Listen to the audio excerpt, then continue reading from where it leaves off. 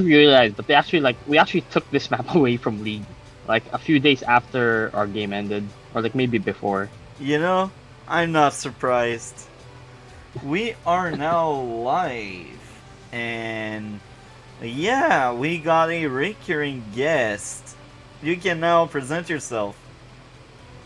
Hey everyone, it's kantbei here. I'm a fairly high-level Fog player, and most recently, I am now part of the map committee for Advanced Wars by Webs. That means if you have any complaints about the Global League maps, I'm the one who answers them. Oh, really? So, okay, I will already tell you one of mine. There's too many light base in one shot. Like, I feel like there's always like 2 or 3 light base in every rotation. And I think it's one too many or two too many, you know? Like, I'm fine with one light base because it's still a playstyle people enjoy. But I think too many of them is kind of wrong because it's Global League. And I feel like the moment one of the two player is able to take the upper hand, he basically won because you only have access to 2 bases. So it's just a question of what can you bait first and the first attack, basically. So Yeah, I man, mean, there's too I many light understand the base. concern. There's too many Yeah. light base. But that's my complaint here. I will also share the stream to the Discord because some people are like, why didn't you send it to Discord? But yeah, there's too All right. many light base, and I think guys changed that because we used to have only like 1 or 2 light base map in rotations, but now I feel like the last 2 or 3 rotation we had like 2 or 3 light base. Is it me? Am I No, being there's crazy? always been like two or three base life maps. I think like I kind of agree. I don't really like base light maps, especially for fog. I think maybe it's not fundamentally broken, but base light maps in fog are so hard to balance because it's almost always going to be like if you don't pick max, you lose. If you don't pick, in tier two, if you don't pick Kindle, you lose. If in tier one, if you don't pick Von Bolt, you lose. But then if you ban Von Bolt, then what? It's just Sasha and Hawk because Javier is usually not viable. So yeah, I think base light maps are undergoing like me and Starflash are undergoing like discussions on how we're gonna fix base light map design, or do we just get rid of it entirely? Getting rid of it entirely, I think bad news for you is probably not gonna happen. Yeah, I'm But actually yeah, fine. Like, we also share your concerns. there's a few light base map I'm actually fine with, but it's only a few, and even there, I'm fine with it because I know these maps. But I would never pick these for a casual game. Never. I just don't want to touch them. But in Global League, like I'm fine with struggling grinding.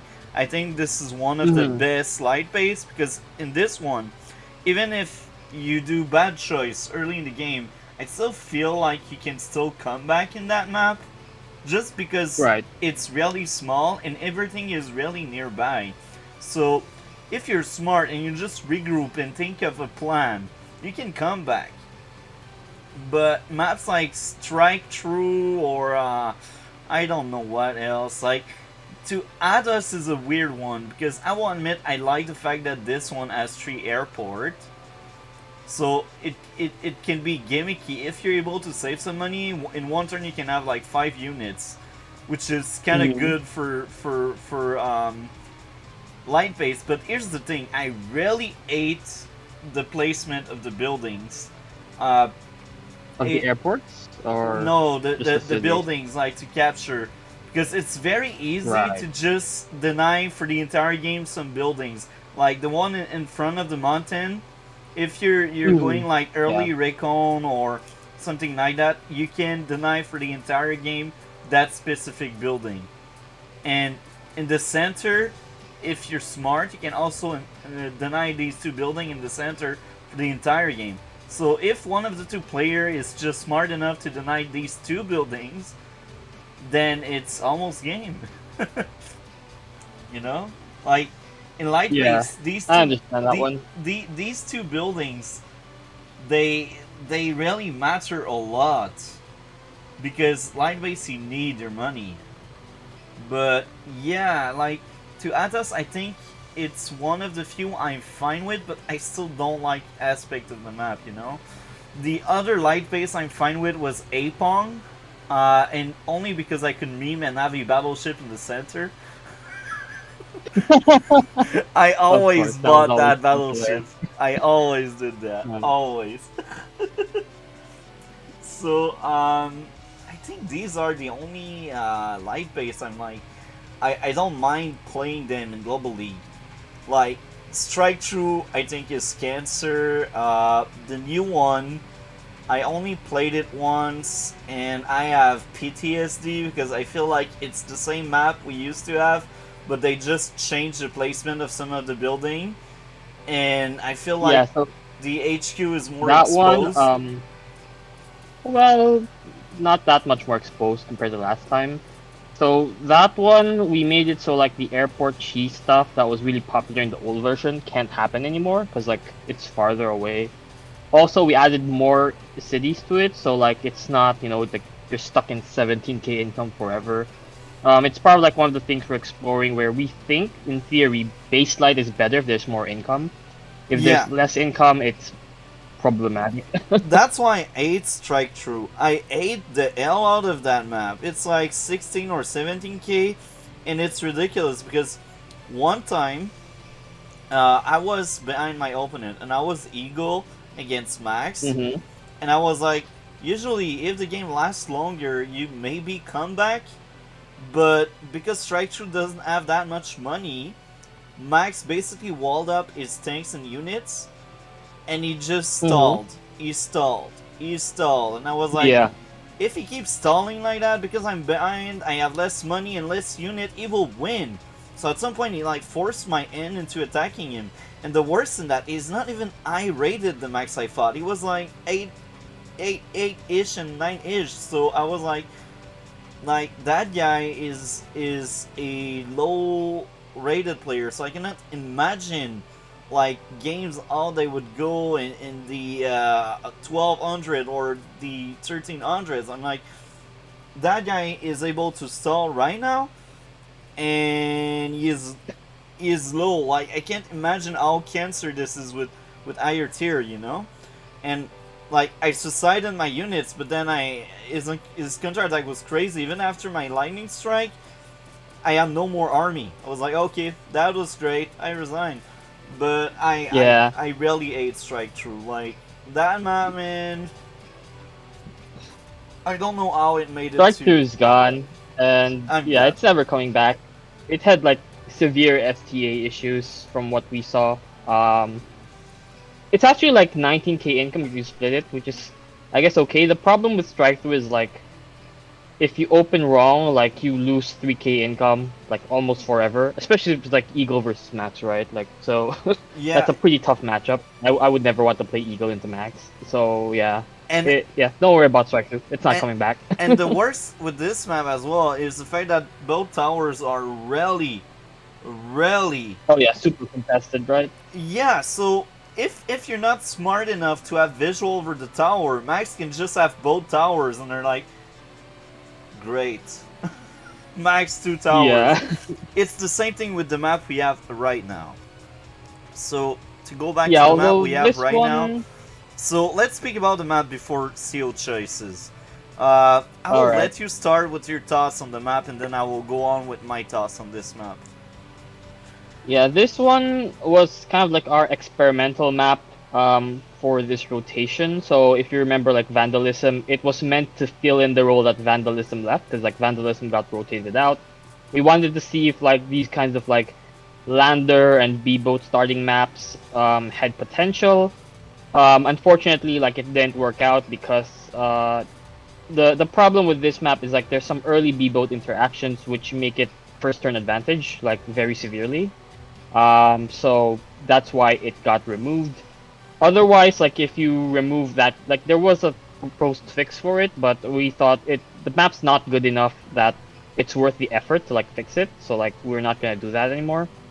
But if you remove like the starting, B-boat gimmick because either both players don't refuse to go for it or what have you, then it becomes kind of like an HQ race where this scene gets broken off pretty quickly, and then these three bases and maybe the airport start streaming into this area to take the HQ, as well as trying to defend your own HQ, right? Because like if both players do that, then it becomes whoever can hold off the enemy from taking their HQ the longest will win.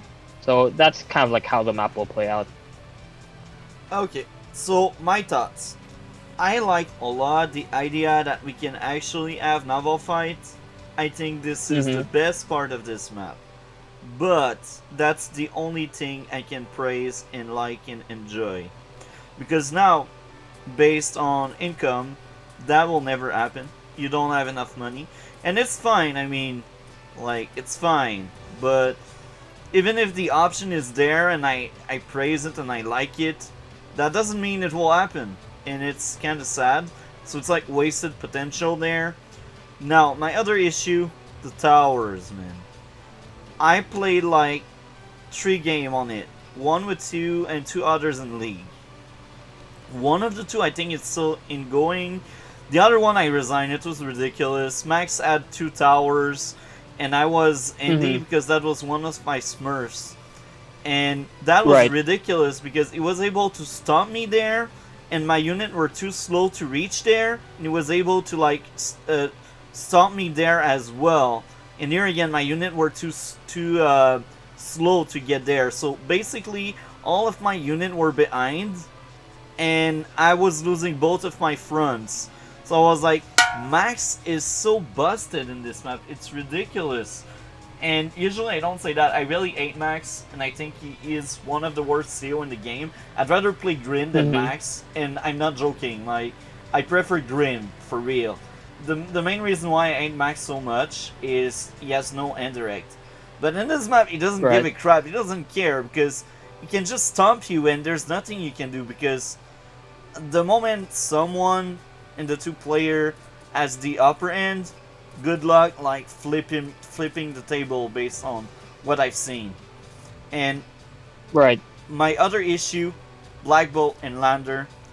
I'm never a fan of maps where you start with boats you can move around. Sometimes they do it somewhat fine, but I think in this map they are really broken. Like, I will go back to my Max game.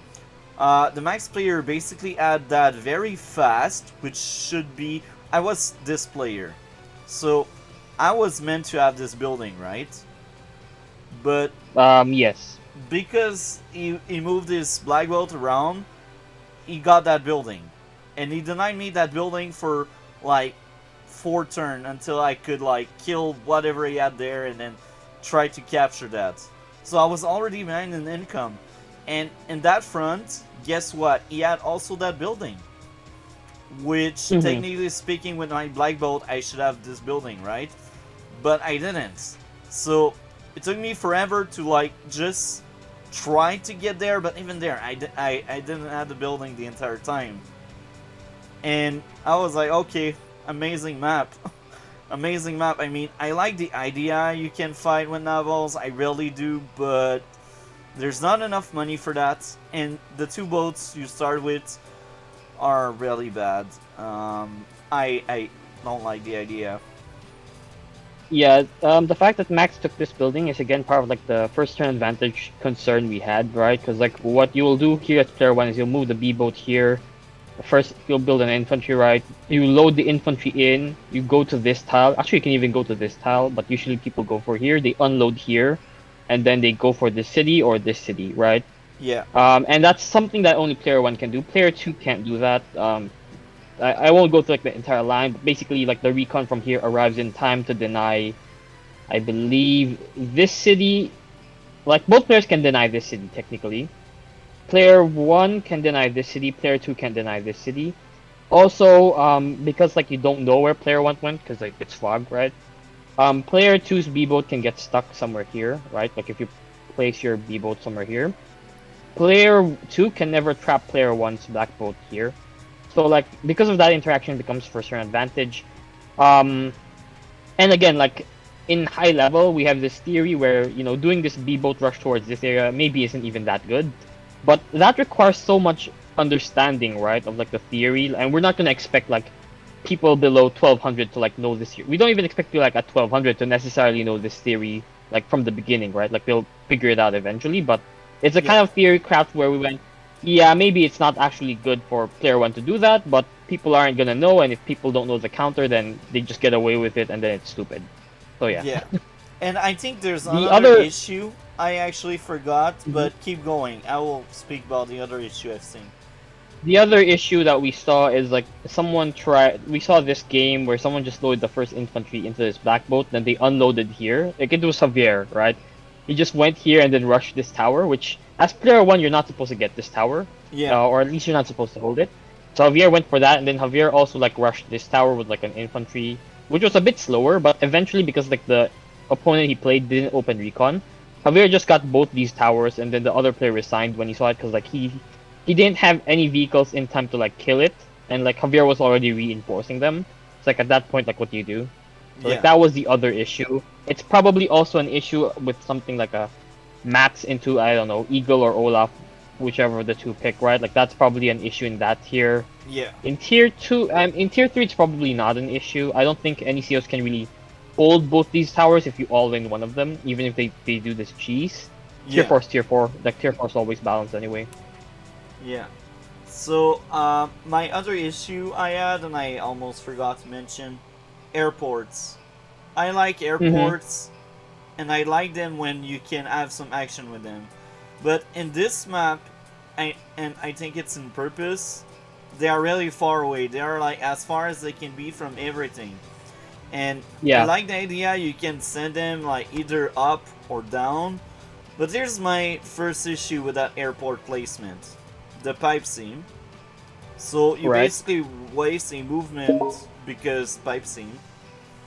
The other issue with that airport placement is how far it is from everything, to be honest. Like, battlecopter are almost unplayable in this map, and it's coming from someone that likes a lot battlecopter. Now, I'm not Mm-hmm. battlecopter spamming, but like with seals like Sammy, you do want to battlecopter spam. With Eagle, you do want lots of copter. But in this map, they're just unplayable. You just cannot play copters. And it's sad. What's your take? You are really strong. You're a map community partner, so you know how it goes. What is your thought process on that airport there?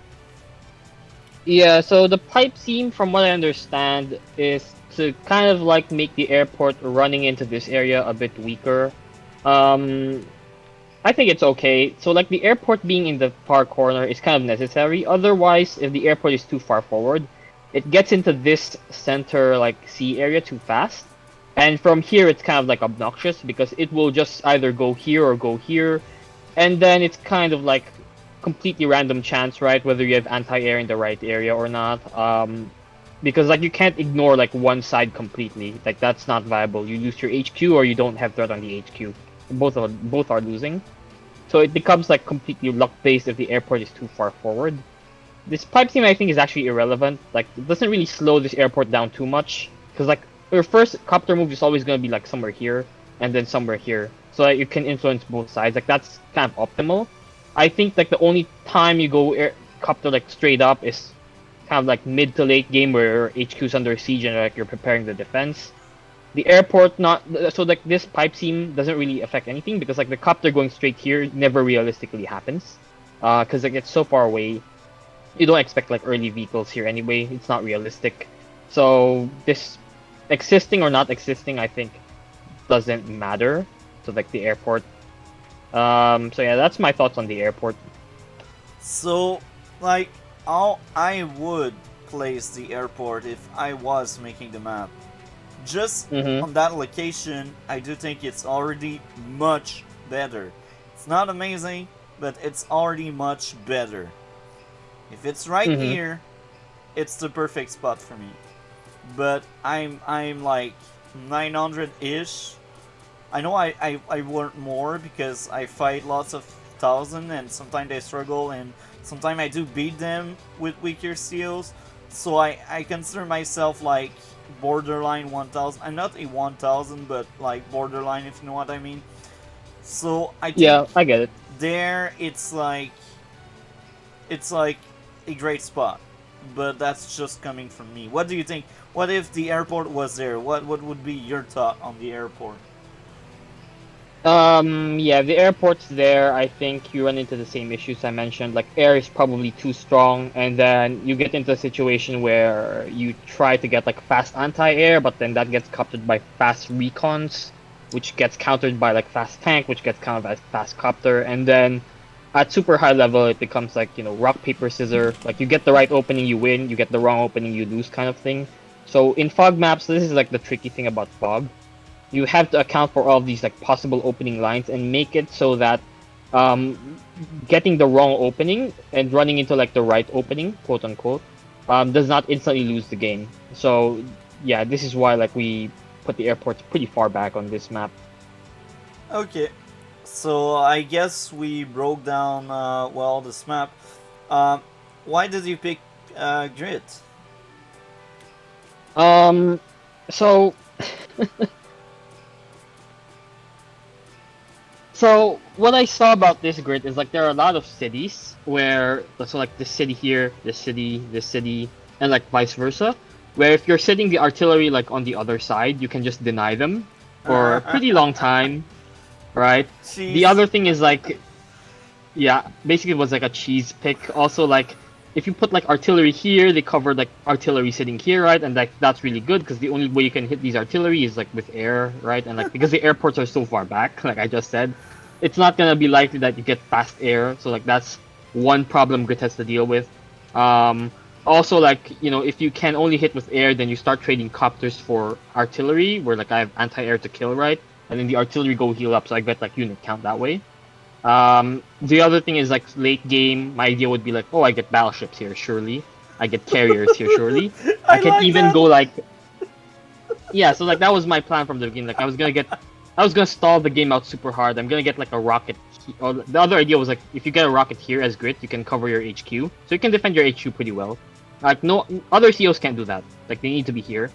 But Grit can do it from here, which is like so easy to defend, right? Like you rocket here, you put some, I don't know, 2 tanks or something here. How does your opponent ever break this? And then you put like a bunch of artillery here. Like this is like completely safe now. And then like mid game you can get like start spamming black boats from these ports. I never did it, but it was one of the things that I've considered doing. Like I'll start building D boats here just to like block this entire area up, and then your air can't even get to my artillery, and that's gonna be like super funny. Also like it's actually gonna be good. Like I can put black boats on these shoals, right, to like block. So I Yeah. had all of these like stupid ideas where I was thinking all of these like seem potentially viable to me, so I'm gonna try it. Okay. Uh, well, I picked Sasha because I want to main her, and she's hands down my favorite tier 1. I think she's very fun. And I do think in this map, we got 20 building each, if I'm right. Right? Mm-hmm. Okay. So, because of that, I thought she was a good pick. But looking back, I don't think she was a good pick because even if we get both 20, technically speaking, most buildings are really contested. So it's really hard for Yeah. Sasha because most buildings are really contested. So it's really easy for your opponent to just say, no, you do not have your extra money. And it's the biggest issue with Sasha there. So I'm It's glad a guys problem took that out I the map. sorry. Yeah, go ahead. It's I think it's a problem that Sasha has in tier one in general for Fog. Because like the thing about Sasha, right, is like there are two aspects to her that make her good. The first one is the plus 100 income. Makes it so she gets like really fast tank timings and stuff. In standard that matters because you can actually like see where your opponent is and like apply pressure and all of that.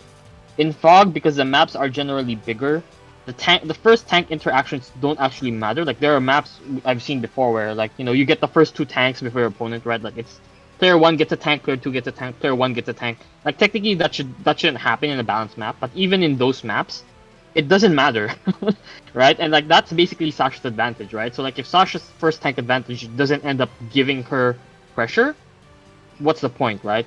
The Yeah. second point is like can she deny powers? And against like Eagle, yes, she can deny powers. Hawk maybe, right? But even then, it's like against Hawk because like no one's gonna pick Ego in tier 1. Yeah. Against Hawk, like he can get 5 bars. Like if you give him a few turns to build up, he just suicides some stuff. He'll get his power, right? Yeah. At which point, if Sasha can neither apply pressure with the extra income, nor can she deny powers, at least like into the mid game, right? Then what's the point? So to me, like Sasha is borderline tier 2. Like she's easily the weakest tier 1 if Javier is like even remotely viable on the map. Which is why like I tend to not pick her. Although maining Sasha and Fog is I think respectable because it's a hard CO to use, right? So like it definitely takes skill. It's not brain dead like Von Bolt. Well, I do think Von Bolt require more skills than Hawk because he's not as broken as Hawk, I think. But that's just me. So, I guess you are in charge. Anything else to add in the intro before we move on? No, I think we can go forward. So first turn. Unfortunately, there are no builds on this map where getting a turn 1 mech is actually correct. That would be funny, but probably wouldn't have been in GL if that was the case. So yeah, first thing I would have done with your black boys, I would have moved the tier already. It's just like you don't really lose anything. This black boat never really wants to go here because like the lander will take care of any captures here. From here it has like a more dominant position as to, like where it wants to go. It can choose to go here, so like you didn't give up this option. It can go here, so you can cheese the opponent. It can go here, so you can capture stuff here. So you're never really doing out anything. So it's always just the principle of if a move gives you more options and you don't actually give up any options by doing it, then it's always the correct move. So at this point I think I was already aware of like the black boat cheese, so I was already prepared to counter it with this, and then I think I'd go for a fast recon if I'm not mistaken. So that was the answer for like people who are wondering like, oh, if they just rush a black boat here, what do you do? My answer is like you get the second infantry, you unload here, I believe. If they go for this city, like you will always build a recon anyway. If they go for this city, the recon from here hits in 1 turn, and then your infantry can capture this. If they don't go for it, then your infantry goes here, you get a recon anyway, and then it tries to harass any infantry landing on your side. I think like that's the theoretically correct answer, but we never tested it enough at high level to know for sure. Yeah. You ended up base skipping here. Oh no, this is a war crime, my friend. I think I forgot. Yeah, I think at that point I just forgot. I misclicked. I think I'm the one that misclicked. Because someone is speaking about misclicking. I think I did. Yeah, at that point, like, sometime weird stuff happened here. That was an accident. But yeah, I will pay the price for that trap. Yeah, technically like what I did with my black boat is kind of like risky. Because if you put your black boat here, again, like if you moved here first turn, right, and you put your black boat here, my black boat gets trapped here and then I can't unload, and that's kind of like horrible. It's safer to like unload from here as player 2, if you think your opponent does the cheese, but this one is okay because if your opponent unloads here, then you get stuck here. So like my movement was like this on purpose, so that if you're here, then I get stuck into you, but I can still unload because unloading is a free action. So that's kind of like one of the things that could have gone wrong for me. I really don't think like you should be positioning your B-boat here. Like after the first one, like it should always just be here, I think. The only reason you go here is you want to go to port, but this early on you still have fuel.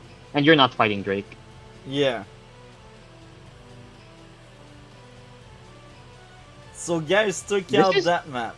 I like that. Yeah, what's the question here? The other thing I think is I wouldn't unload the lander here. I would go here, maybe, and unload the infantry on the mountain. Then you can go for this city. Yeah. Yeah, and then the next turn, like with the recon, which you could have built from either base, to be honest. Like, you can load into the lander and, like, get the party started against Grit, like, just start recon spamming. I think you built, like, 10 recons this game or something. I was surprised. I think I made more than this, actually, because I know you're Grit, and I fought many Grits, and one of the best weapon, like, the best, the recon, because you have sight and you can harass these artillery. And then the Mm-hmm. second best is the tank, because the tank deal more damage and it still has good vision. And then the third weapon is the copters. But here's the thing: the airport is so far away. It's trash, Mm-hmm. actually. Yeah, that's understandable. So yeah, like what I said earlier, right? If your lander had been here instead of like here, these two recons instead of wasting a turn could already be here, and then this lander could be 1, 2, 3, 4, 5, 6. I guess here. Yeah, it should reach this tile. Then your recons could be here, and so like it's like 1.5 turns of tempo that you lost because like the lander is like kind of inaccurate. So you Yeah. could have been here already instead of like here. But yeah, like fast recons against grit is correct, and actually, like because it's so prevalent, as grit almost always right in fog, as grit. So for any like grit spammers in the chat, your first build should almost always be a tank. I didn't do it this turn, like I went artillery first, but as grit, like you actually don't want to go like fast artillery on most maps. Like you want to go like recon and then tank, and then you get like a late artillery. Yeah. Because if your opponent opens like recons into you and you open like artillery, on most maps you just die. Right? Like I struggled pretty heavily against artillery on this map. And like I'm already like a lot higher rated, right? So like it's actually just a composition where it's so hard to play, right? Like you're just better off getting a tank. Cause like yes, you don't kill the recons that fast, but honestly most COs take 2 hits anyway to kill a recon, so it's not like you're doing that bad, and tanks are always useful. Because what tanks do is like they force tanks to attack it, right? Yeah. And if you commit like 2 tanks to kill a grit tank, because like it has the same defense as anyone, that means 2 artillery can hit your tanks, right? So like that's what's really good about it. So tanks are never bad as grit. They answer recons. They're really great as a shield, right? So like your infantry don't just instantly die to AA, right, or something like that. Yeah. MDs don't necessarily one-shot it unless like it's a max MD, something like that. So yeah, grit tanks really good. Like try it out if you want to play grit and you know you want like a safer opening. I recommend grit tanks. A good grid always has a few tanks here and there, even if they are weaker, they are needed. I will also Yeah. say that um, grid, I think he also likes early recons because he knows where the enemy is and he knows where to not send artillery. And Yeah, that's a good point. I also found out something about this map really fast, and that's why I went recon heavy. Usually, even against grit, I'm not that recon heavy, but I've realized in this map there is a lot of road, so the recon are actually much better in this map than other maps. And Yeah, that's true. that's because of the number of roads we got. Because Yeah, and like heavy terrain also is just like not amazing. yeah, it's also just like the connected roads, right? Like there are very few planes which break up these road networks, so like you actually maximize like the 8 move nature of the recon, which is really strong. Yeah. Like Um, for once, I do think Sturm is not that broken in this map, just because his recon are not better. yeah, yeah, I think I agree. Storm recon is not an issue here. Is the Storm plus movement on infantry a thing? Maybe like Storm gets like a slight boost in economy, but honestly, like with the B boats and the landers, it kind of like doesn't make Storm that amazing in like the capture phase. Like it's a bit better, but it's not as if gonna be that much better than most people. And like a slight income advantage for Storm is not an issue in tier 1. Yeah. So yeah, this is probably a map where Storm would have been fine. Yeah, I think in this map, I actually agree with Sturm being tier 1, and I usually don't say that because I'm a huge Sturm hater. Yeah. Now we got a question in the chat. This map, should we focus on capture dog rather than building for income? I'm not quite sure if I understand well this question. Do you understand well this question? Could you repeat the question? This map, should we focus on capture duck rather than building for income? Oh, I see. I think they're asking like, should you focus on capturing the port rather than the city for income? Um, it doesn't matter, right? Like capture whatever is closest. I wouldn't rush the ports. There's no point, because the funding never really allows you to get naval, and naval's so expensive. You're never gonna rush it anyway. Yeah. But if the port just happens to be like the closest thing, it also gives income, right? So it doesn't. You can treat it like a city. So, for example, in this case, you can go for the port immediately. Why not just go for it, right? Like, there's no point delaying it unless you want to rush the city. In which case, you can get like first infantry here and then take this, and then like a second infantry goes for this. But then that's fine. Here in the bottom where there's another port, like obviously you get the base first. After the base, you can go for this port because it chains nicely to this one, right? Like if your first infantry goes here, after this, where does it go, right? Like it doesn't really, it has to like upwardly shuffle backwards, which is why like people go for this port first. It's just like the natural development of your infantry. Like that's where it would normally go anyway. Yeah. So yeah, I don't think you need to rush the ports, but because of like how the income is laid out, you naturally just go for them anyway. So that's the reason why it happens. It's not because like there's a point to rushing the port. Okay. Now, I will add more to what you just said. If you are seals like Sasha, and correct me if I'm wrong, because that's why you're there. You're better than me, you're a great friend, and you're always amazing as guests with your insight and your knowledge on the game, so correct me if I'm wrong, but as Sasha, you actually care a little bit more about your fast capture, and I don't know how much it impacts this game, because this map I didn't play it much, but because I'm Sasha, I do think fast capture are better, so correct me if I'm wrong. That's fine. Almost always better for Sasha, at least for like the first two tanks, to go for like maximum economy, so that you can actually get your like first two tanks, right? Because like Sasha's whole thing, like we talked about earlier, is you get the first tank, you will get the third tank out. Because like player two will get a tank, then you will get a tank, right? So like you break the tank order. That's what we talk about in map design theory. That's like the entire point of picking her. If you do like a super greedy capture phase where you don't get this, like why did you pick Sasha? Is basically the question, right? Like you could have been Von Bolt and you get the exact same thing, but you have stats, right? So like Yeah. that's why like Sasha wants to like go for like maximum income. Yeah. Yeah. So if you're the kind of player that want like contested cities and that want to be greedy, I do think Sasha is not a seal for you. Like, go Vombold, that's the best pick. Javier may be the second best pick if the tower is safe.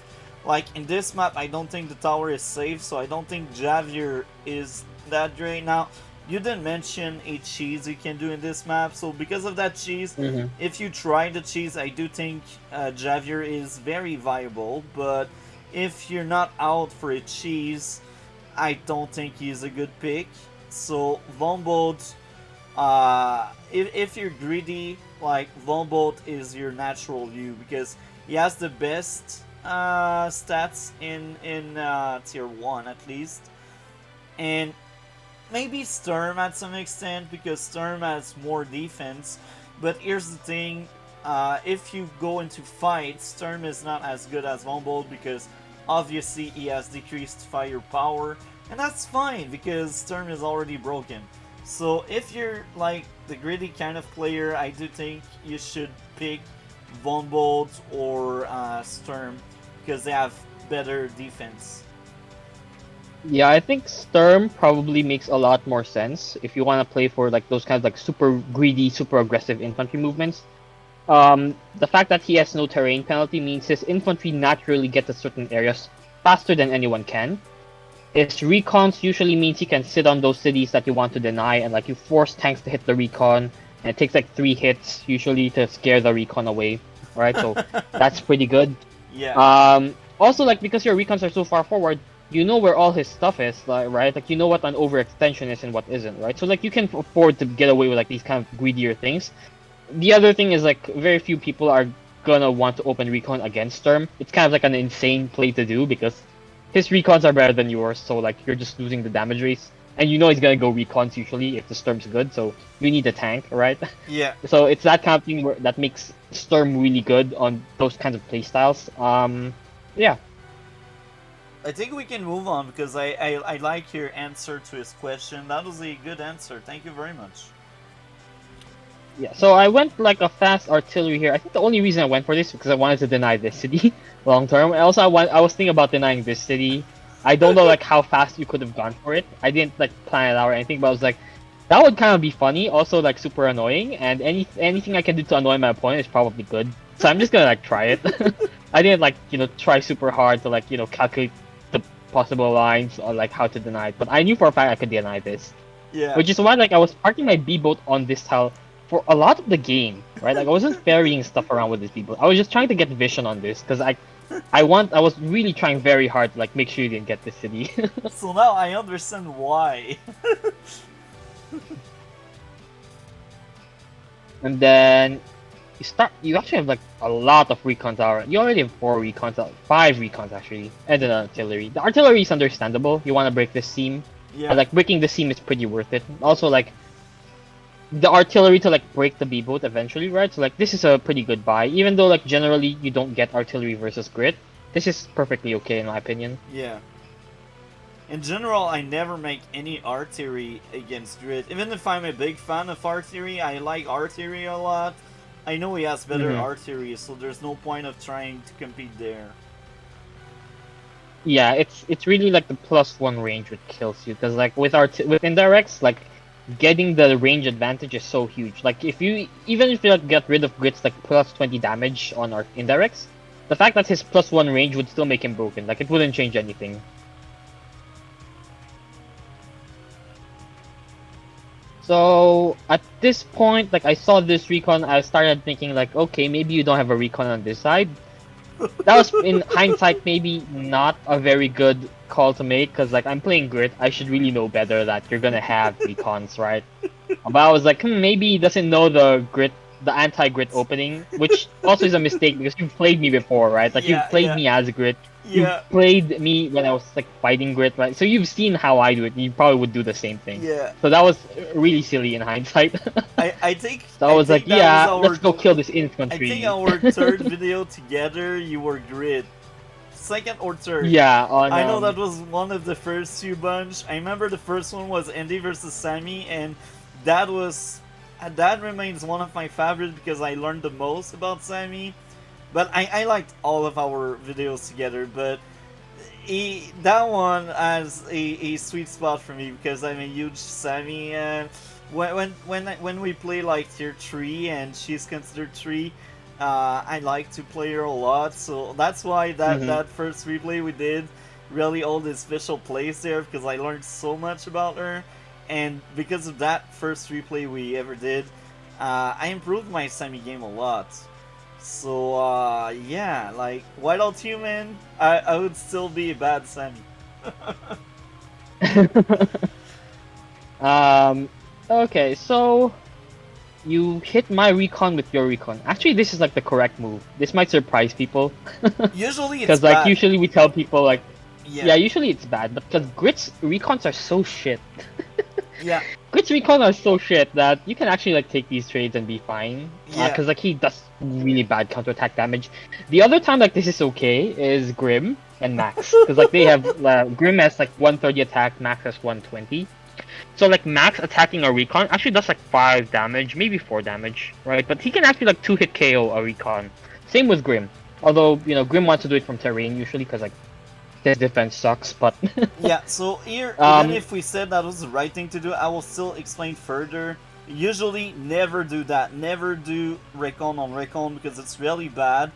They don't really deal that much damage to each other, so it's almost like not really a factor. But the first factor here I considered when I attack you, what's the terrain type we are on?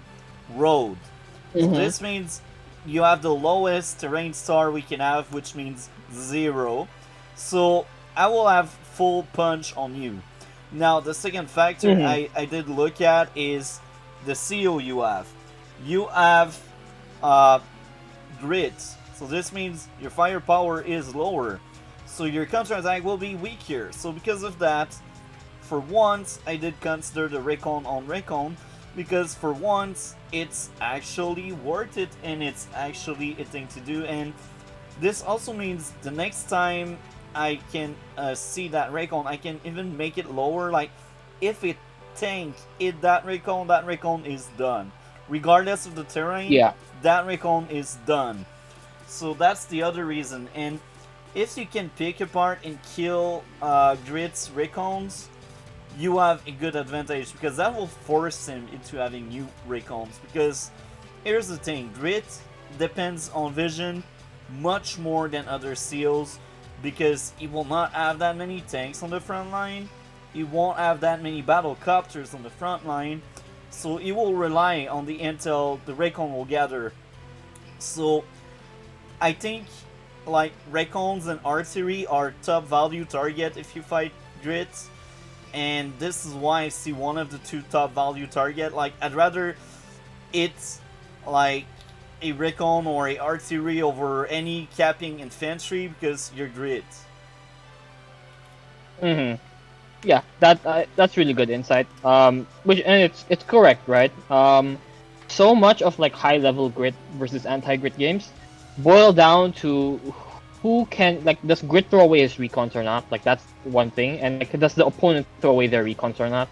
Getting the vision advantage against Grit is very crucial to make sure like he's actually manageable in the mid game, because if you don't like kill his recons or you don't like weaken his stuff early on, it gets progressively harder as the game goes and like there's more units to fight Grit, right? So like you want to get in this early damage as soon as you can. So yeah, for all those reasons, like this is like the correct play in this situation. Like you going for this attack with my against my recon with your recon is correct. Yeah. Now and then you also like I really killed that little one. I'm actually surprised. What were you about to say? I was about to say like the fact that you attack this infantry with the infantry is also the correct play, right? Unit count. Because like we've mentioned in other videos, but basically Grit excels on unit count, right? The more units there are on the board, the better he is because the better indirects are, right? So like the fact that you can remove one of my unit count, even if like we exchange unit count here, like I kill this infantry for example, it's still like perfectly winning for you because every CO against Grit prefers it if there are less units on the board because that means indirects are weaker, which means Grit is weaker. So almost every CO prefers that we trade off infantry, right? And like this is one of the strategies against Grit. If you can get a situation where you trade off all your infantry for all of his infantry, you will win against Grit, like for sure. Because Grit has to force you into a situation where your vehicles are hitting his infantry, and then his indirects shoot you, right? And like with infantry, you can like actually advance and do stuff. You allow him to play the game. But if all of his infantry is dead and all of your infantry are dead, you can still play the game because you have tanks and recons and copters and whatever, right? And like you always get first hit because like if you don't run your artillery, like you can stay at max range of his artillery and then count first hit the next turn. So he has to retreat and retreat and retreat until you know he dies eventually, right? So Grit doesn't get to play the game without infantry, but almost every CO gets to play the game if you don't have infantry. So we got something in the comments. We already replied while replying directly to what was said in the chat right now.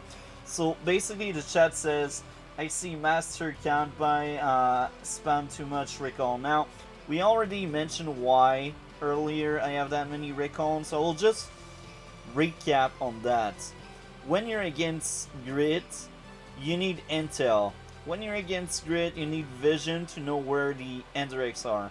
When you're against Grit, you want as cheap as you can have units so you can strike several indirect. That's the point of having that many recon.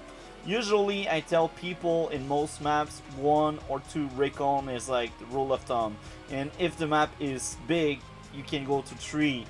Like Stalingrad is the biggest example of a big map where I would consider 3 recons. But like if you fight a Grit and you only got 1 or 2 recon, that's not enough. You will not have the intel to know where to strike. You will not have the firepower to strike down the indirect and the infantry walls. Is there anything else you'd like to add? That's pretty much correct. I think maybe like the 5th recon was a bit excessive. At this point, like you should be thinking about getting extra tanks, because like if Grit also gets tanks, this composition you have that has no answer, and then like you give Grit room to breathe, right? So like usually I'll Yeah. go 4 recons to like 2 tanks, and then the moment your airport's active, basically you build a copter every turn. Yeah. Alright, like I think that's what I'm regardless doing of the this map, turn. regardless of who you are. Yeah, Yeah. I think I do this turn. Either I go for double tank or I have my first capture up.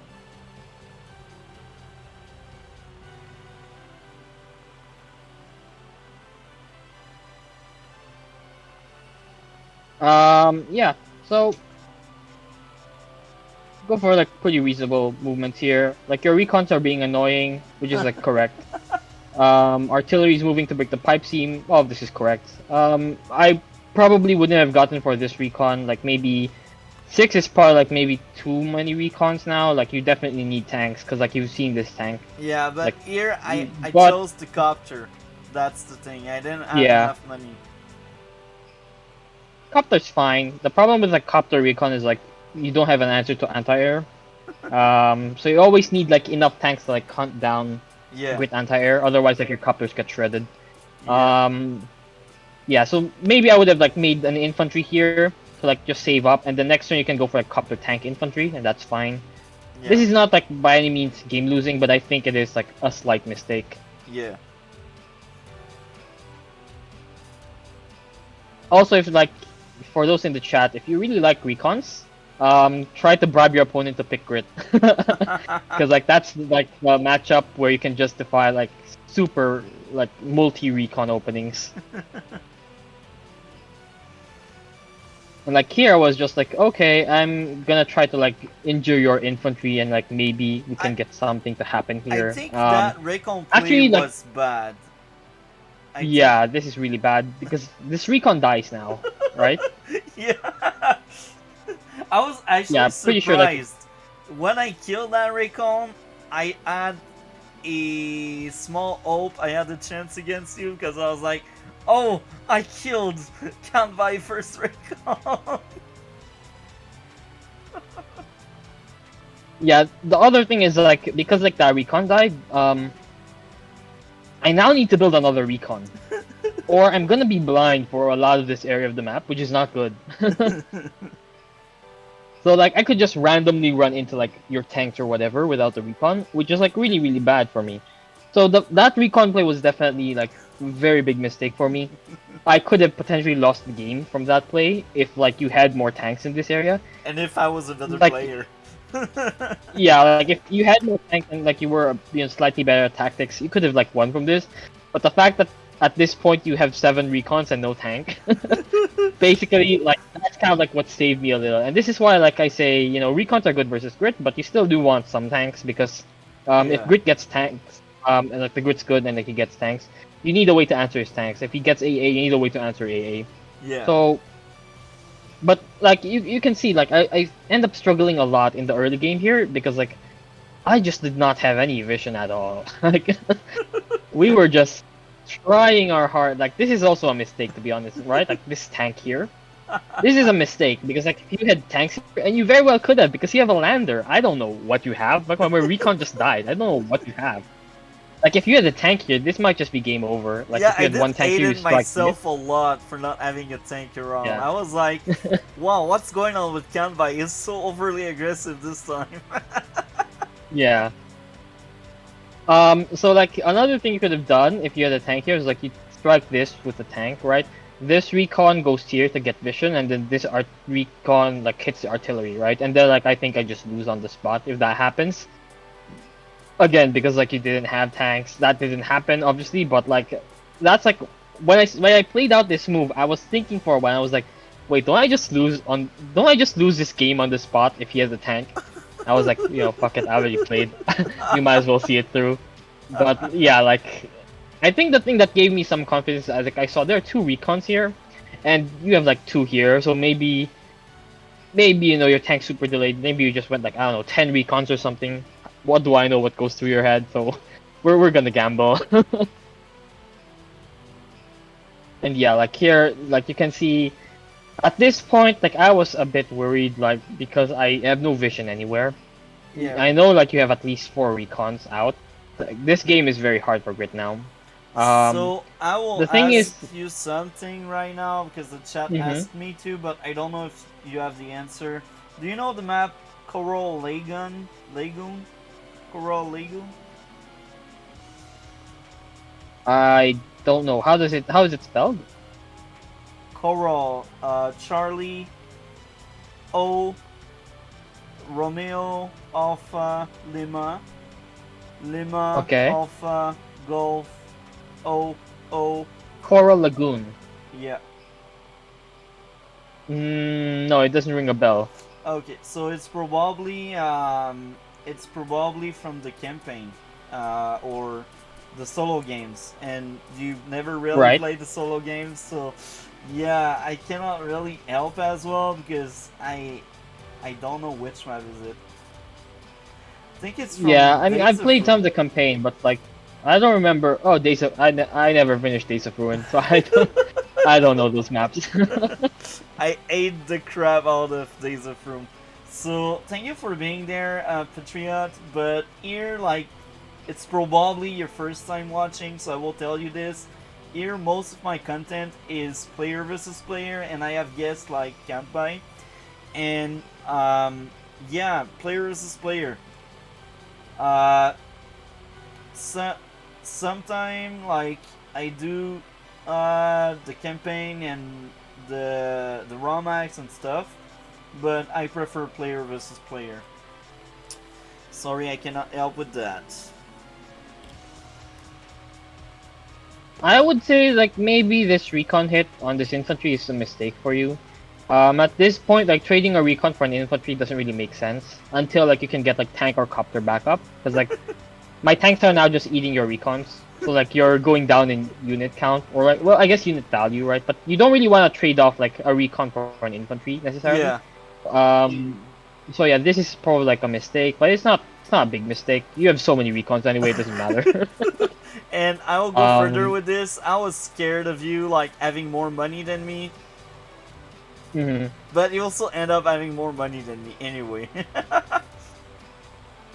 Yeah, it's just a thing where because like you don't have any tanks, like my one tank is just going crazy against your recons, and like building recons early on is also a commitment, right? Like this is it's what I call the punish is built into your opening, where what that means is like even if you get nothing done with these recons, you already punished yourself effectively, right? Because those recons weren't infantry, so you have less infantry to capture, right? Like you can see here, like compare our maps right now. Yeah, I have all of these already, and like the only reason I don't have these is because like you have recons doing damage, right? Which is what you want to do. If these recons didn't do damage, then my infantry would already be like here, right? And yeah, you wouldn't have as many infantry. You wouldn't have like you don't have the city yet, right? And I already am getting it. So that's what we mean by when we say the damage the punish is built into the opening, because like the build isn't infantry. You've already made an economically suboptimal build, so you have to make sure these recons get damage done. Otherwise, you're gonna lose the capture game. Then we just we wall up some more. Like maybe this isn't the greatest wall, but I thought like you probably don't have tanks yet because like you've gone I don't know 8 recons so far that I can tell. There's no way you have tanks. You probably have copters though, which is why like I went like a really fast anti-air. yeah, Also, just generally as grit, you want fast anti-air. You can never play a game as grit where you have like really slow anti-air. You'll just get murdered every game. yeah. So fast anti-air as grit is almost very good.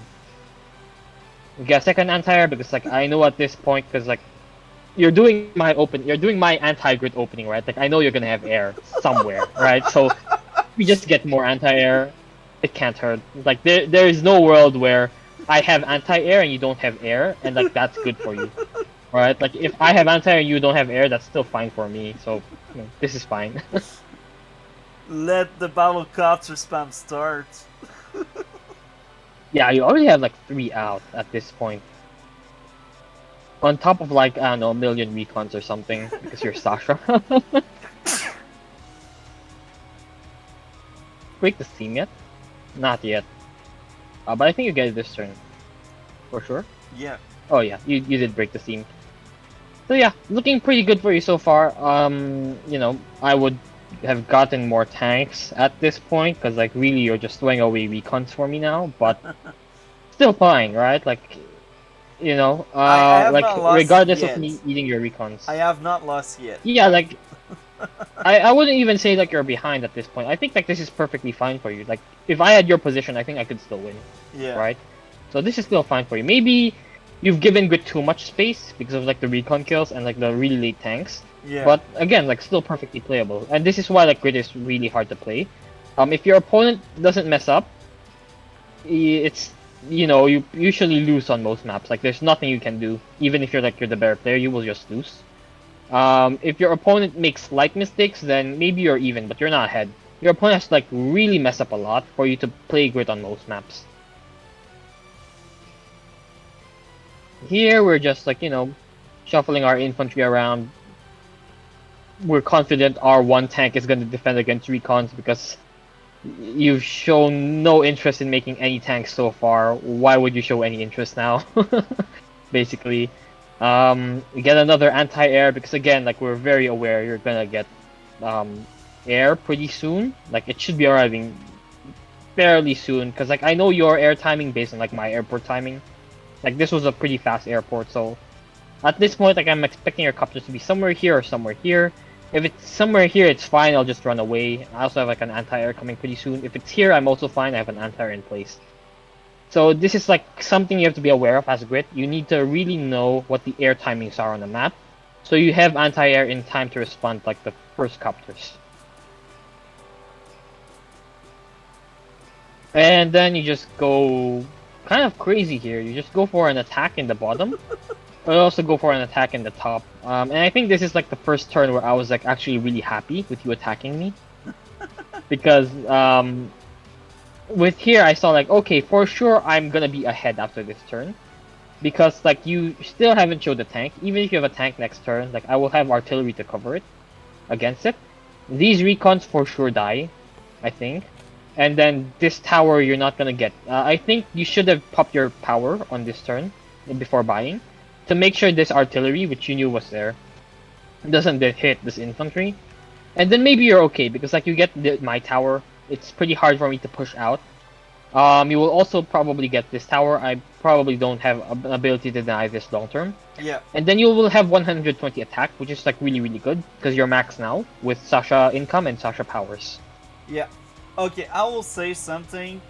Correct me if I'm wrong, but I will explain a lot about the way I play Sasha. Sometime, I use my power to deny 3 stars power. Sometimes. Mm-hmm. But it depends on which CO I fight, and it Right. depends on the state of the game. Now, Right. against Grit, I don't think it's worth it to deny that power, at least at this stage in the game, because I know you don't have that many indirect ready to benefit fully from that power. You may have one or two good strike at that point in the game, so I'd rather start by charging my meter and maybe doing a war bond. Now you will tell me, oh, if you're using Sasha, use the market crash instead of the war bond. But I'm of the philosophy that if it's a 6 stars super my opponent has, and I have my own 6-star super, we have similar capacity of what we can do under our super. So because of that, my warband is actually much better than other case. Like if I place like warband versus, I don't know, lightning strike, forget it. Warband is nowhere near as good as lightning strike. It's nowhere near as good as any global damage. But I do value warband enough to say, if you can get good engagements and you fight like Grit, Javier, Andy, then Warband is actually playable because it will give you more money, and Sasha is all about money. But that's just me thinking outside of the box, because I know people are like, Sasha spam market crash, But I'm telling you, I won a few games here and there with Warbuns. Because Warbuns is the underdog nobody used because everyone thinks it's bad. But it's not. Like, the way I see Warbuns, if you're able to do 10k with your Warbuns, this means you took out 20k from your opponent because it's half. So you just accumulate Hmm. 20 and 10. This means there's a 30k gap between the both of you. And this means you had a good warband. And if you were losing, maybe now you are even or about to get even, if you know what I mean. Okay, I understand the thought process. There are a few things I would correct. So in this particular game, for example, at least this particular market crash, the reason it's good is because you get tower. So you do get something from it, right? Like it's not just Yeah. randomly denying power. Your thought process is more or less correct. Where trying to deny grit power forever is like impossible. It's 3 stars. You're not gonna deny it, right, for that long. Grit will always get some power. So if you were not going for this tower play, I think it's correct. But because you've committed to this tower play, I think denying me the opportunity to deny that tower is really good for you. Because like you get 10% attack and like fighting's already happening. Like we're already fighting a lot. Having plus 10% attack guaranteed this game is pretty big for you. Like there will be a lot of kills that happen. You'll do more damage. Certain walls can't work anymore. That's why like I think Market Crash is good here. With like your general Warbond theory, I would think if you're losing, Warbond is bad. If you're winning, Warbond is good. To me, Warbond is one of those win harder powers. Because the main problem with Warbond, right, is like the main problem with money, basically. Money is good, but it's not better than having more army, right? Like money is only army in the future. The thing that makes powers really good is that it affects all of the stuff at the front where all the fighting's happening immediately, right? Like if you get the plus 10 defense, plus 10 attack on top of like whatever else, you know, your power does. In your case, it denies powers, right? Which makes the counter hit hard, the enemy counter attack a lot weaker. Um, if you know you choose to do Warband over like Market Crash and like you give them their power and that power like decimates your frontline army, then it doesn't matter like what funds you got, you still lose, right? But Yeah. if the position is such that if they're like they're completely dead, like well, maybe not completely dead, but they can't really punish you with their power anyway, then Warbond is really good. So that's why I say like it's a win harder thing rather than something you come back from. Because like if you lose your front line, because you used Warbond instead of Market Crash and you gave them power, then it doesn't really matter. Like that plus income doesn't really matter because the plus income is concentrated in this area, right? Like in your bases, in your production. It's not at the front where the fighting is happening right now. So that's my thoughts around like Warbond versus Market Crash. I do think Warbond has a place. Better in high funds, obviously, because like there's more value. Yeah. And I'm not opposed to it, especially like in this matchup. But that's why like I think you should have done Market Crash this turn. Okay. That's good. I like your answer, your response. It sounds amazing, man. I like it a lot. Yeah, so the moment I saw this, I was like, okay, I definitely don't want to give you the tower.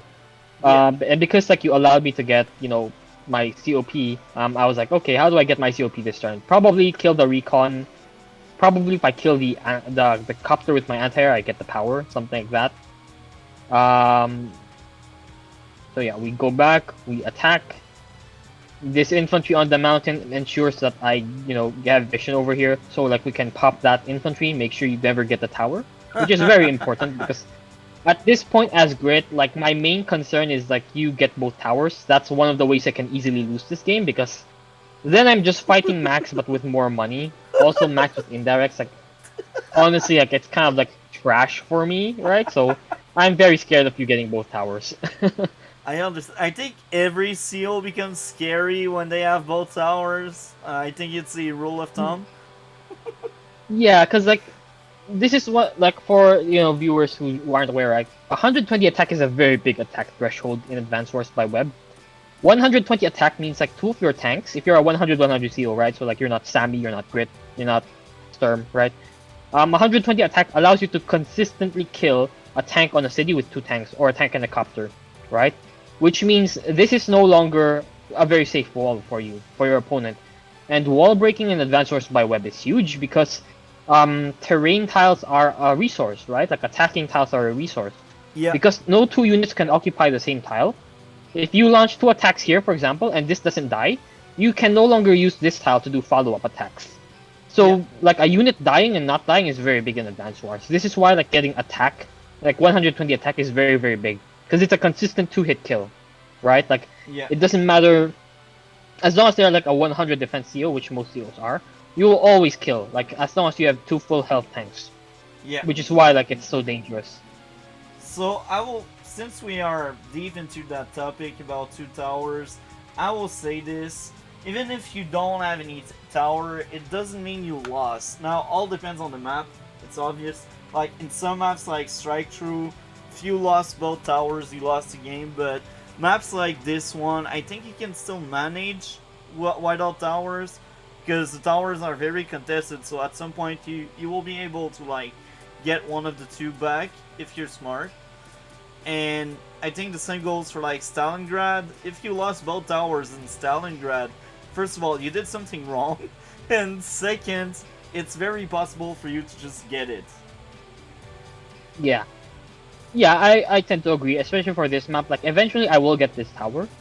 The thing I'm worried about, of course, is because of the CO matchup. This is why, I made it a really point to deny this tower this game. Grit actually cannot really push that well. This is like one of Grit's problems, right? He can't really push that well mid-game until he gets like a lot of artillery. So if you get this tower right now, there's a good chance I might not get it for like 10 turns, something like that, right? Just because I'm Grit. But like if I'm Von Bolt, then I don't really care if you get this tower. Like you can get 120 attack, but eventually like this army will kill you, so it's fine. It's purely because I'm Grit that I'm really worried. So that's also something you have to consider. The matchup, like does your CO and his CO make it so, getting the tower means it's forever lost, right? Like the other thing I'd be worried about is like if you're Javier here, and like even if I'm Von Bolt, I don't want you to get two towers if you're Javier, because like that's just super scary, right? And like there's a chance you hold both towers forever at that point. So it's kind of like a bit more high level skill. I think you're correct where you say like most maps, it doesn't matter if your opponent gets two towers because like they gave something up for it. In which case, usually they gave up income, so they can't hold the towers long term anyway. But there are certain matchups where this isn't true. Like Javier getting two towers is obviously worth it for him, even if he's down income. Grit losing the second tower is pretty big because he takes him so long to like get the tower back anyway because of like his composition that he might not get it in time and then he just dies before it happens. Yeah. And then here we're just like, okay, we're gonna run away from the top side. There's no point fighting. And then we make sure like we're not gonna give you this tower. Like, I cannot let you get that tower. There's a reason why I went for this really fast rocket here. The idea with this rocket is like from this city here, I can deny this tower. if you count the tiles, like from this city, it's like 1, 2, 3, 4, 5, 6. So like from my day to day, the rocket here can make sure this tower, you never get it as long as I have vision. And if I capture the tower eventually, then my tower is safe, right? And like this tower is about as far as I will ever push for like the next 15 turns, something like that. Basically, like once I get this tower, I will not push again from this side, and then I will just focus on defending my HQ. And that's how I plan on winning this game. Like, I get another rocket here eventually, and then we start getting, I don't know, battleships, carriers, B-boats, all the good stuff. So that was my game plan from like even like last turn. So this is why like I get a really fast rocket here. And yeah, we're not scared of your copter because again, we already have like a backup anti-air, and like this is why like you need to get like 3 or 4 anti-air against if you're Grit, pretty early on. One anti-air honestly will get sniped. Like if they throw in a tank and a copter at it, and they always will if you only have one, then you're kind of fucked because like all these copters will start to murder you. So you always need like 2 or 3. Usually better if you get 4 at this stage of the game.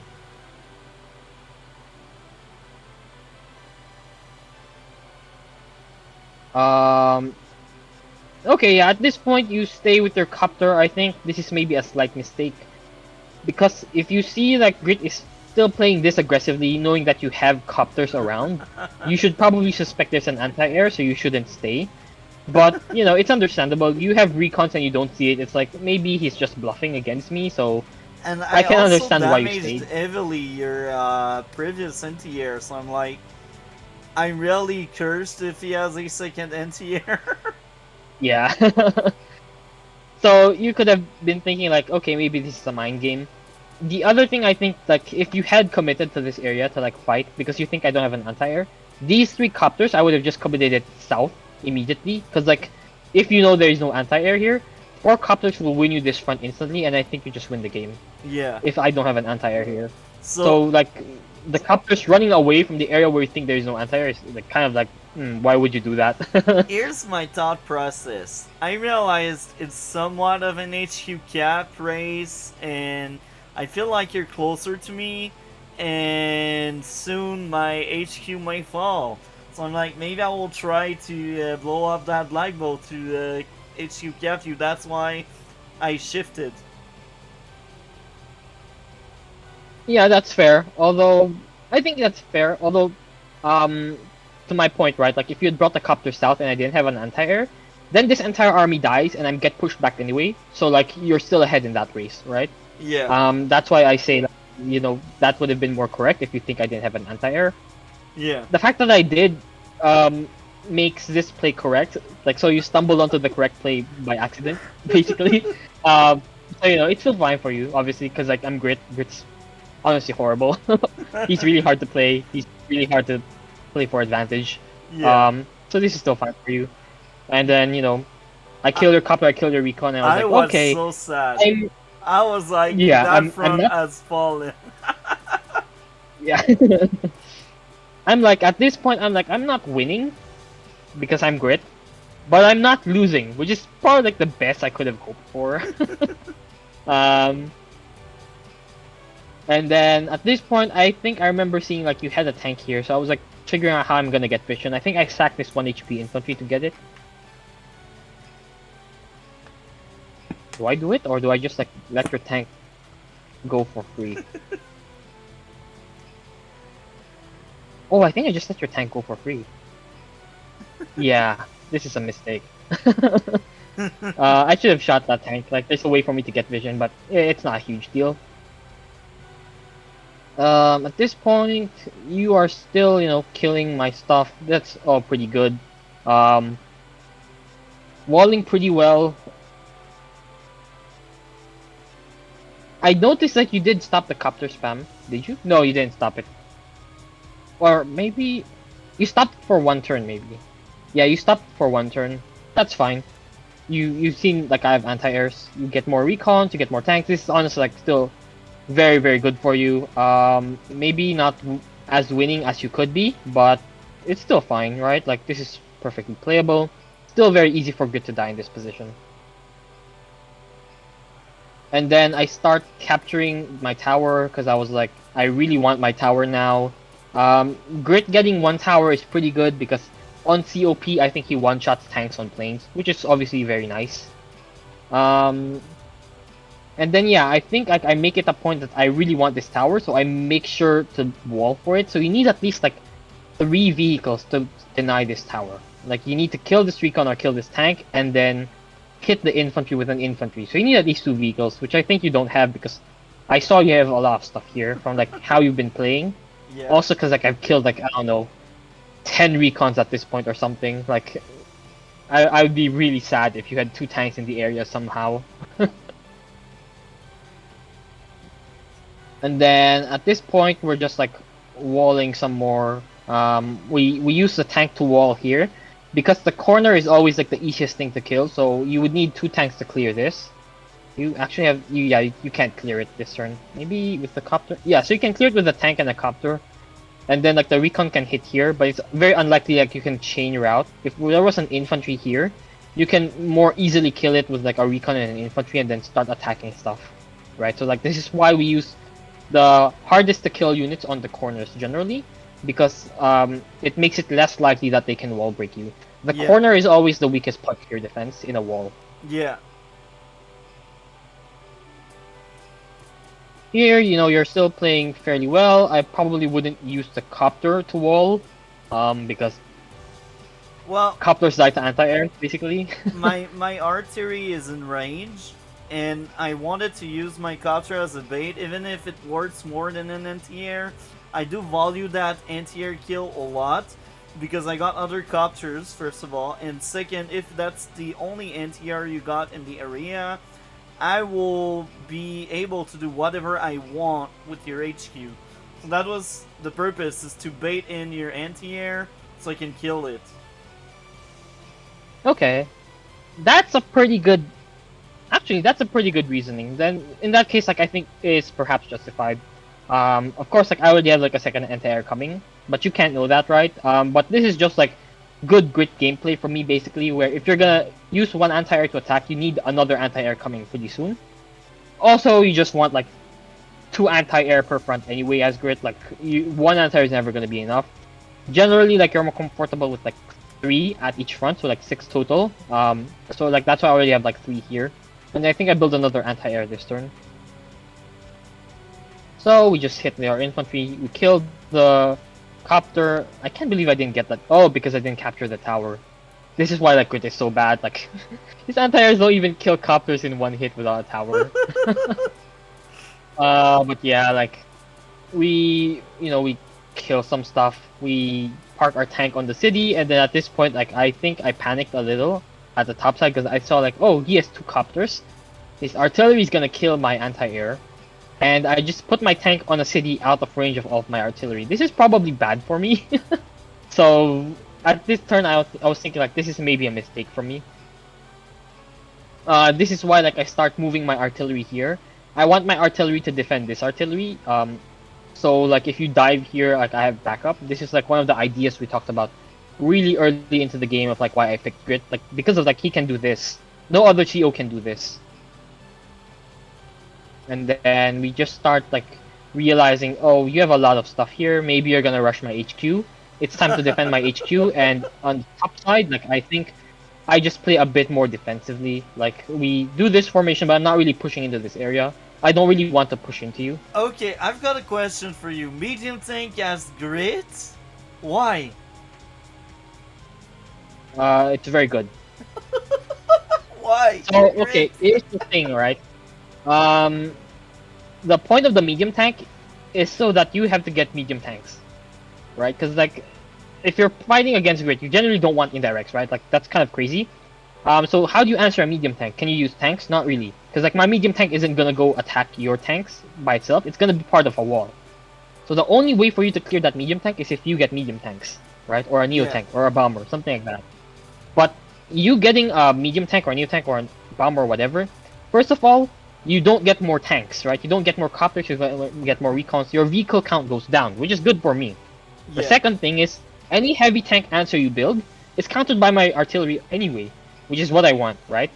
So like if we get into a game state where we're both spamming out medium tanks, I'm probably gonna win because I have better indirects. Yeah. That's the entire thought process. The hard part about grit, right?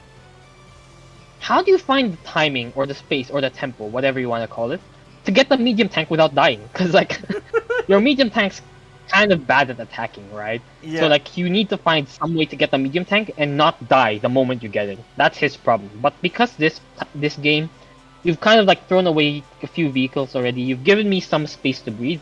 This is why I can get the medium tank. As grit, you don't want to get neo tanks, by the way. This is like because like I'm a well-known hater of medium tanks. Like usually I tell people if you want a medium tank, just get a neo tank. Grit is one of the COs where that's not true. Because like the point of the medium tank or the neo tank here is not to kill stuff, right? The point of the medium tank is to get them to build medium tanks. So I've got a very funny comment right now in the chat. It says, read this out, Lord, so I know you're hearing me. If you see K, tell her I'm hungry, okay? That's weird. Do you get the reference? It's probably a reference to something. If you see K, tell her I'm hungry.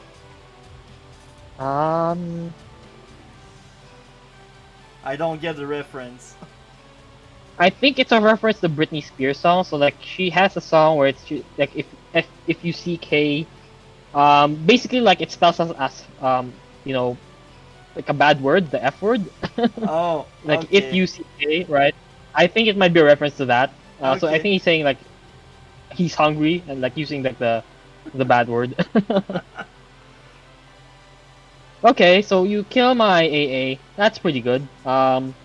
I think like maybe the superpower was a mistake on this turn because like it would have been better for you to deny me getting my COP in this. Like you're not like let's actually see how much money you got from this attack, and then we'll evaluate from there. You use your super. You start with 23.2k, 26.4, 27.2, 29.6. Let's see. Let's just go through your attacks real quick, and then we'll go through these one by one after we see all your attacks. Okay. I think that's the end of your attacks, probably. Yeah. So you went from 23 point something to 43. You got like 20k from this attack. Yeah. Honestly, that's not bad. So you lost 40k. That's probably pretty good. That means you lost 40k. Well, I took 40k in damage. Yeah. But yeah, pretty good actually. Yeah. I'm gonna have to think about this. The reason I say like I would have preferred the COP anyways because like you didn't hit my artillery, right? So like all these artillery now one shot your tanks more or less with the COP. Or did I even use super CO power here? I think maybe I used super CO power. But there's a second reason why I went Warbond. I knew I would be able to have a battleship. Oh, interesting. Okay. Battleship play is pretty interesting. So unlike a rocket, you never want a rocket against Grit, by the way. Yeah. The reason is because he just points, like he parks 3 artillery in range of your rocket, and then he pops COP the turn after, and your rocket's dead. Yeah. So like this is Grit's day to day, right? Like he has rockets. It's called an artillery. It's a 6k rocket basically. I this think is the like battleship maybe is very okay. playable in this map. It's very playable. I think like it's one of like the late game ideas for sure. And Also, the that's nice a thing about Sasha rocket is like idea. It's a Sasha it's like idea all the way. I think any CO can play the rocket, to be honest. Sasha obviously gets it faster because like the plus income, but any CO can play this. Even like I was very close to a battleship this game before you resigned, I think. Yeah. Like I was already saving up for it. But yeah, like here I use my CO power, and then you can see like this is why like your COP might have been good because like if you use your COP, these vehicles don't die because I don't have power, and then you can retreat and heal and get like the unit count advantage that way.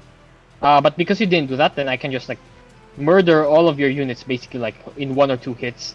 And then like this is like perfect. Like your attack top suddenly collapses because like all the stuff died in 1 hit. And then like now I'm winning, I think. So this is why like the Super CO power, it has some ideas, but you have to be really careful that it's not better than the COP because if the COP actually stops your units from dying, you much prefer that over the Super CO power. Because like yes, you have 40k more income, but then you lost about that much anyway because you gave me power. If I don't have power, this is not true. And then at this point, like I think I was pretty confident I was gonna win now. Because I am sure I have the unit count advantage. I am sure I have the vehicle advantage. Like if we just count real quick, you have 5 recons, 2 artillery, 7, plus 2 tanks, 9, plus 5 copters, 14, and a battleship, 15, against 9 artillery, 2 rockets, so 11, plus 4 anti-air, 16, and then a medium tank, 17, and a recon, 18. So I'm already ahead in vehicle count at this point, and unit count, which is like one of the ways Grit will win the game. Also, all of your tanks died, which means my anti-air now have no counter, basically. Which means like I have more space to breathe. I have more space to get more units out. I'm almost at 50 unit count, which is where I'm gonna be strongest. This is like the first moment in the game, I think, where I was actually very comfortable with my position. Yeah. Also, because I saw like you build a battleship, like at this point, I'm pretty sure I knew you had a battleship. So I was like, okay. He has very few tanks at this point. This should be like very winnable now. You still keep attacking top, even though like you see all these units. At this point, this is definitely a mistake. Like, you can no longer keep fighting here. You're just burning through units. And like, there's no way you're gonna kill this. Like, there's no way you can capture my HQ now. Like, there's too many units. At least I can kill your black bolt. That's true. That's true. You don't have the tank to hit my artillery. And I don't think you have the tank to hit my tank. Well, I don't need artillery to hit your artillery. I can just use my artillery to hit your artillery. But yeah, like, now you're just bleeding unit count up. This is why, like, I didn't like this attack for you. You basically can't break this. Maybe you kill the B-boat, but you'll use 2 units for it. Honestly, not worth it to me.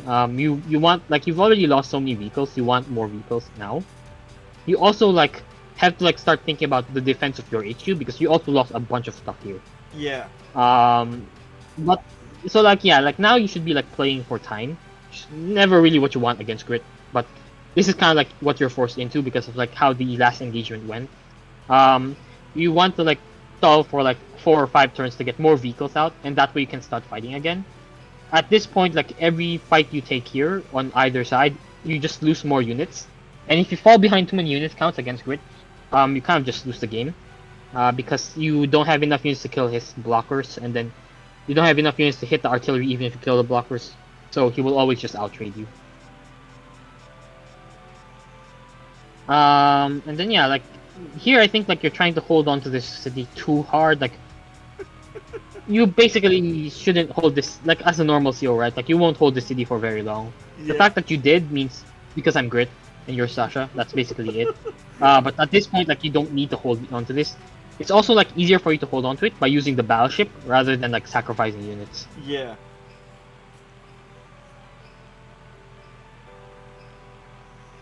Okay, market crash now. It's fine. I think market crash is like, good when you can deny supers, regardless of the super. I think it's the best case where you can use it, but yeah. It depends on what the super is, right? So like against Grit doesn't matter, because like he uses a COP mostly anyway. Against Andy it matters because like Andy super is like way better than the COP. Yeah. Max is kind of okay. Like you don't want to give Max the super anyway, but Max is also fine with the COP.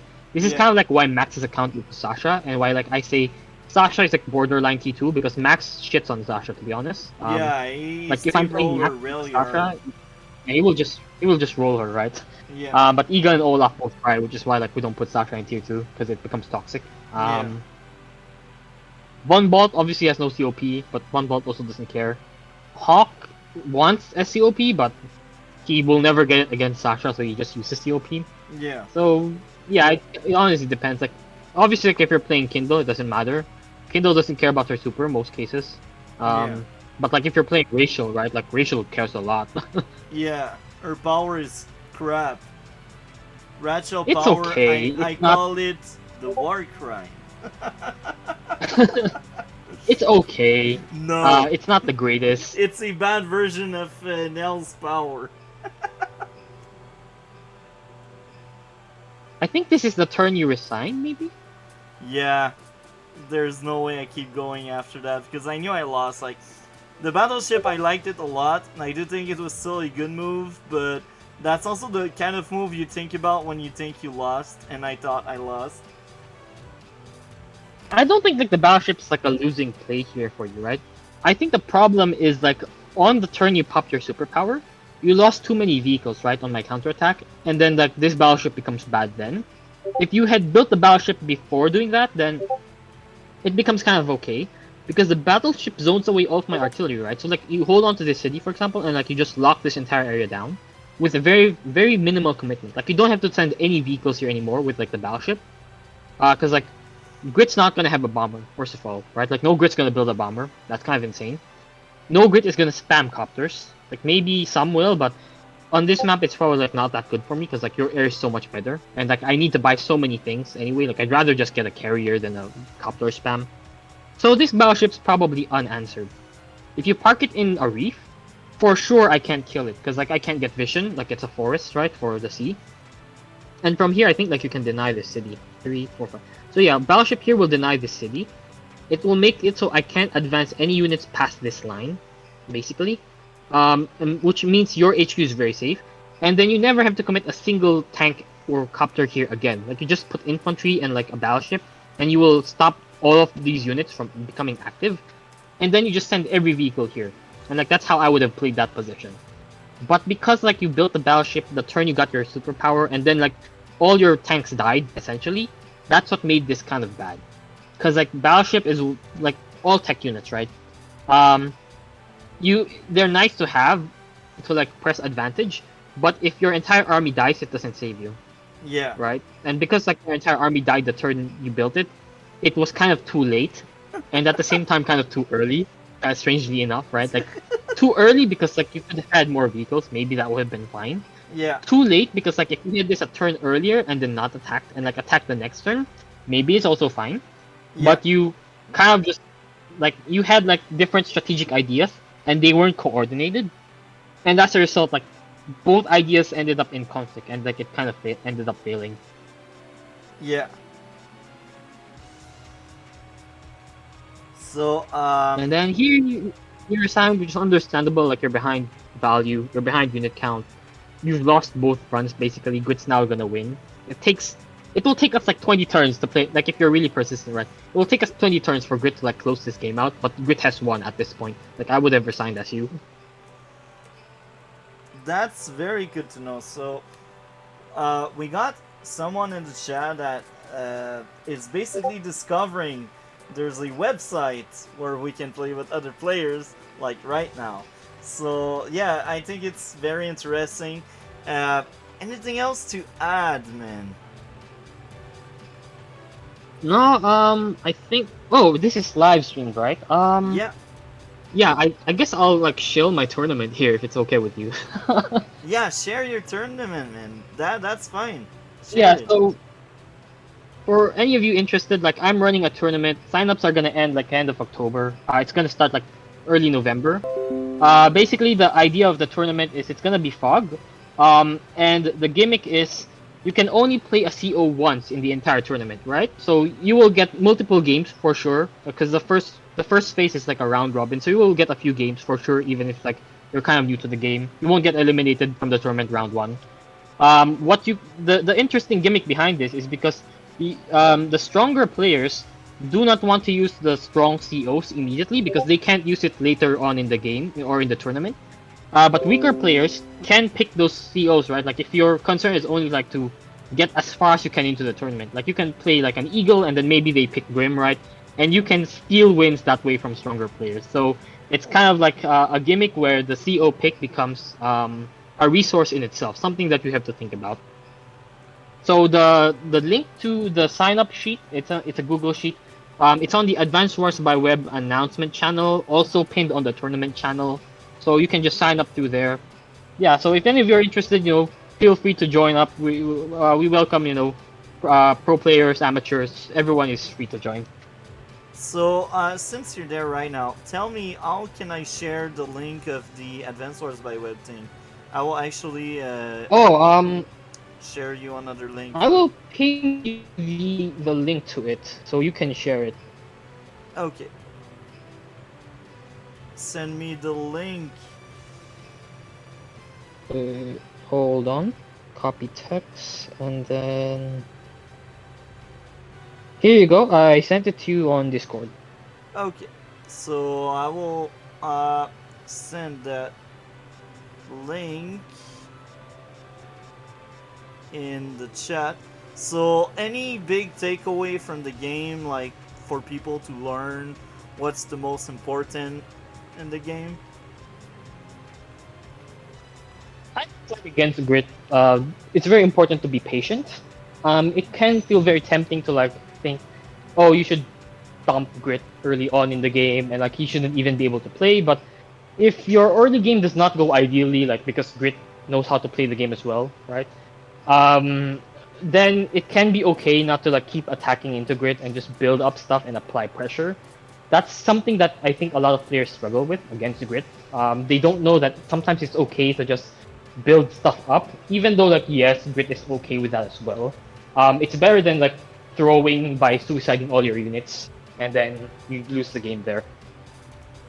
Okay, that's amazing. Thank you very much, as usual, I'm having a blast. You are a great friend. Thank you very much for coming that often. I think because there are a lot of new maps in this rotation, we may do another game this week.